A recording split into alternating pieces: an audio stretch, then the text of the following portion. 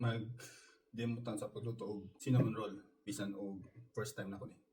So atong unahon i-mix atong mga ingredients.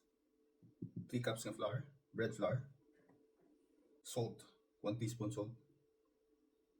Mix na to.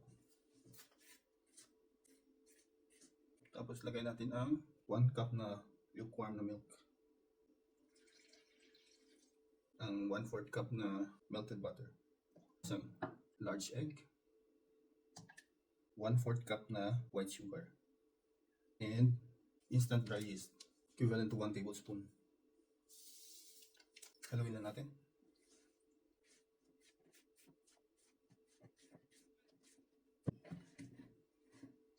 So, pag ganito na, ilagay natin siya sa ito. Lagyan natin ng harina guys kasi napakadikit nung ano. Masyadong madikit yung dough natin. Yan.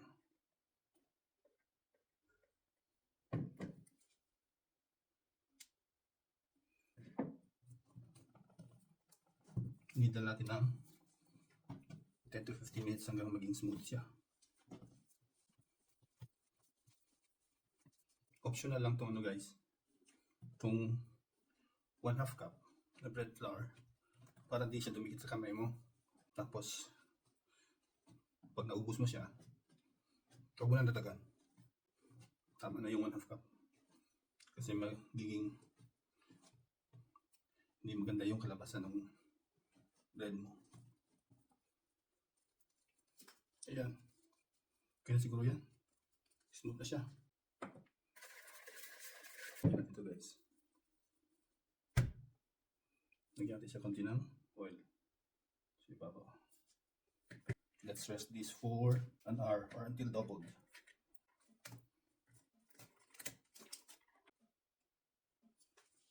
Habang hinihintay natin yung paglobo ng ng dough, gawa tayo ng para sa palaman. So kailangan natin ng 1/2 cup ng butter. Yan. 1 cup ng brown sugar.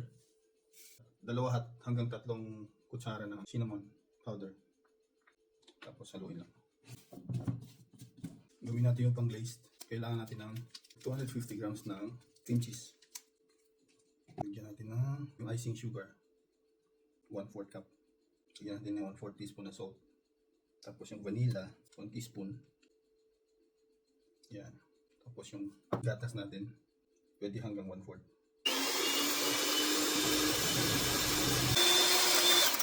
Yan. Okay na. Gawa naman tayo ng para sa ating egg wash. Ayan tayo isang egg yolk. Lagyan natin ng 1 teaspoon ng asukal. 1 teaspoon ng milk. Tapos pinch of salt. Guys, nagdugo na itong dough. So, i-flatten natin siya para malagyan natin ng filling.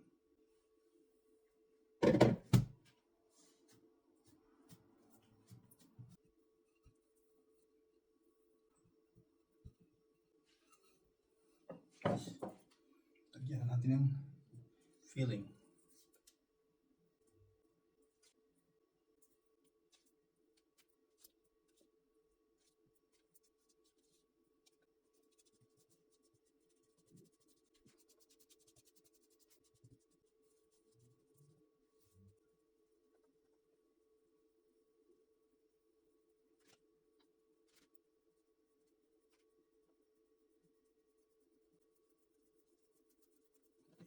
Kalahati.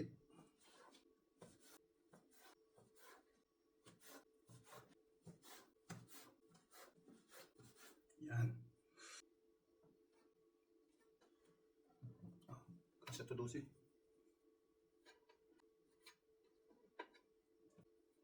Pansahin muna natin ng 15 minutes. Okay. Lagyan natin ng egg wash.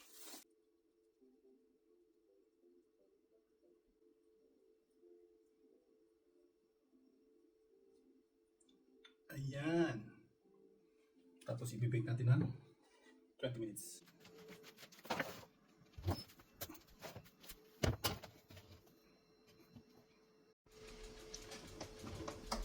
Ha?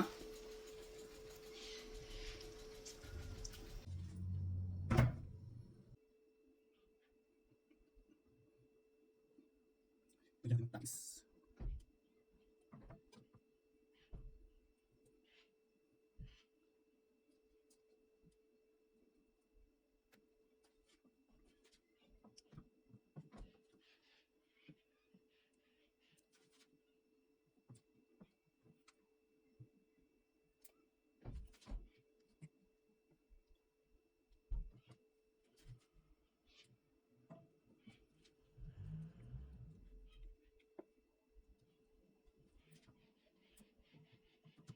Yan.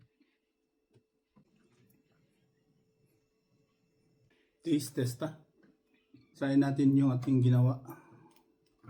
Kung masarap ba. Tingnin. Tingnin.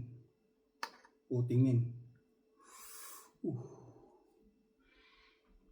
Oops, natanggal.